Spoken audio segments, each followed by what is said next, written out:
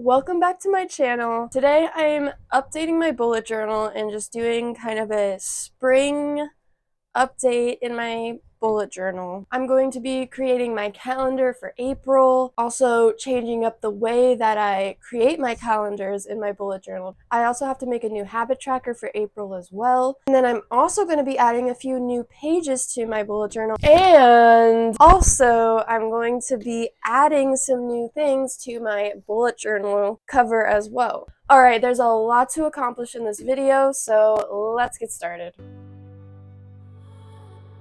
Alright, so first we're starting with the cover of my bullet journal.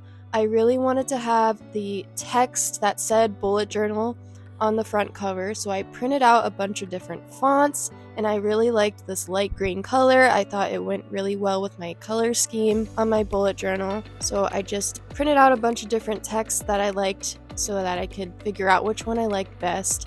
And I decided to go with this cursive font that I really liked. And so I cut that out into little bubbles and then just taped them on to the cover with double-sided tape.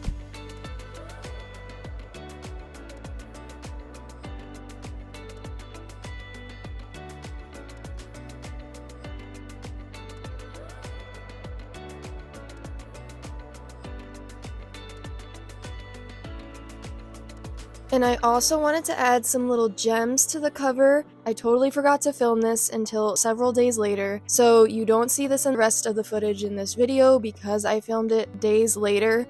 But yeah, I just glued on some little gems to add a little bit extra detail to the cover.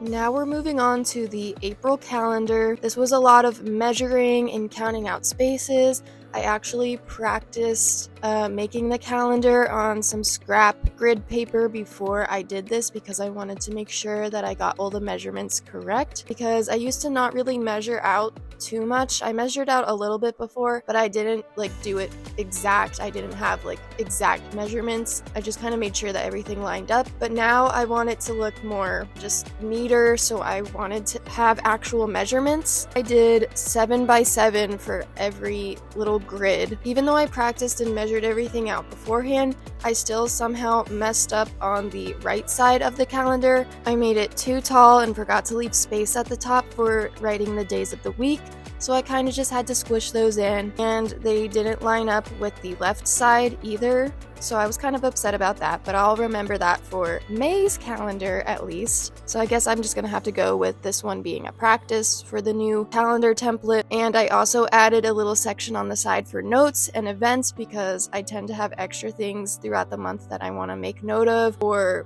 write down for later in the month, or remember for the next month if I need to. Definitely like having a little space on the side for that. Then I just added the month up top in some light blue highlighter, and then colored in all of the numbers with a darker blue, and it looks a lot darker on camera than it actually is. I mean, it's a little darker than I wanted it to be, but it's not actually that dark the way it's appearing on camera. And I also drew a little flower up top instead of putting a sticker this time, and it's not the best drawing because I'm not that good at drawing, but it's still cute.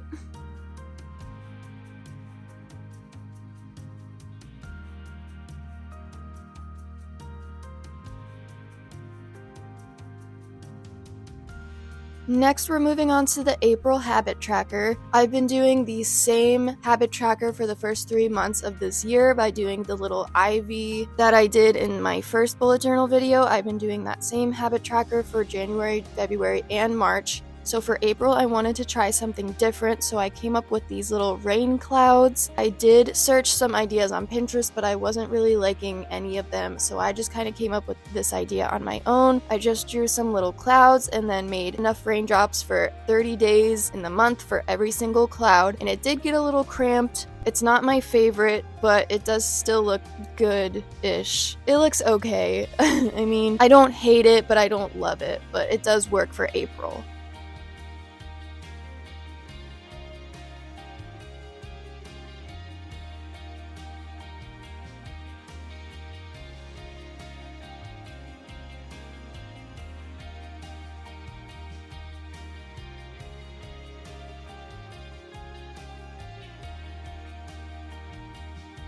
Switching back to the calendar really quick because I forgot to fill it out, so I'm just gonna fill everything out for April. I was a little bit upset that this calendar didn't turn out exactly how I envisioned it, with how I wanted to change up the way I was making my calendars, but I just had to go with it because that's all you can do. And now I know how I'm gonna fix it for the future when I make the rest of my calendars for 2024.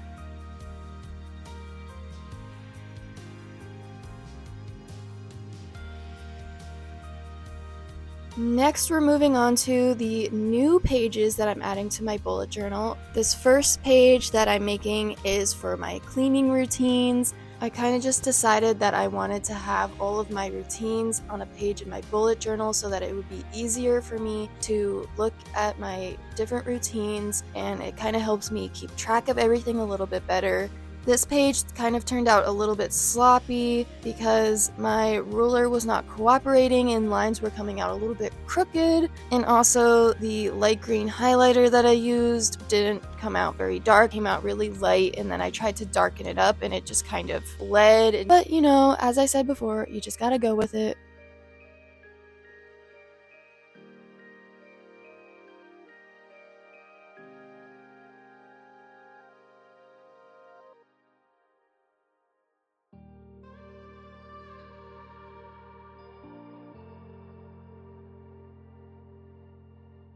And now I'm just decorating the page to add a little bit more detail to it. I wanted to add this tape with little thumbtacks on them, and the tape just decided to rip, and I could no longer pull a strip of tape for some reason. It just kept ripping, so I got mad at that and changed to this yellow polka dot tape just to give the page a little bit more detail.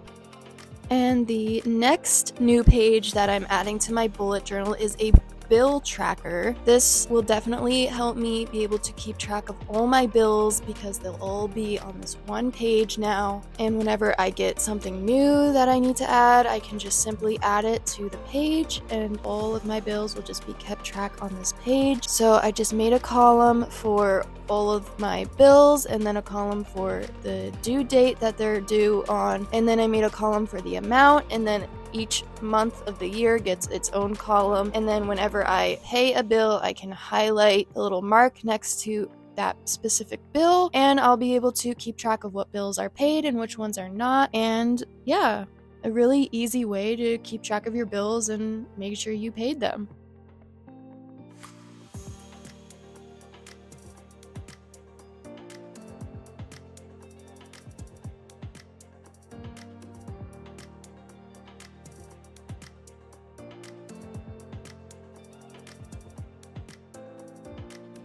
And then of course I also added some decorative tape to this page. I added some little paper clip tape that I had.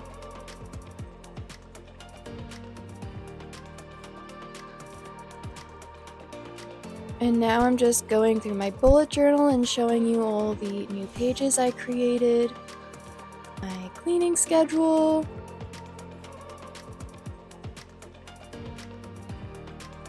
My bill tracker. And then you can just kind of see my other pages and calendars from the past 3 months so far. My April habit tracker, my April calendar, and then we also have my April log, which I did not film. So you're just gonna get to look at the page, but you didn't get to see me create it, unfortunately. And yeah, that's everything that I created in this video. Alright, well those are all of the bullet journal pages I'm going to create in this video. I really like the new pages that I decided to add, especially the bill tracker. I think that one can be very helpful to keep all of your bills in one place and you know exactly where to find them. I would really recommend creating your own bullet journal to help you stay more organized and keep track of important things. If you've never created a bullet journal before and you don't know where to start, watch this video next where I started creating my bullet journal for 2024. I have a lot of great starter pages in there, and also most of my bullet journal pages were inspired by Pinterest ideas, but you can also look on Pinterest for all kinds of bullet journal page ideas. And also please subscribe to my channel. Thank you all to my current subscribers. I appreciate you all very much. Thank you for watching and I hope you have a great day. See you next week.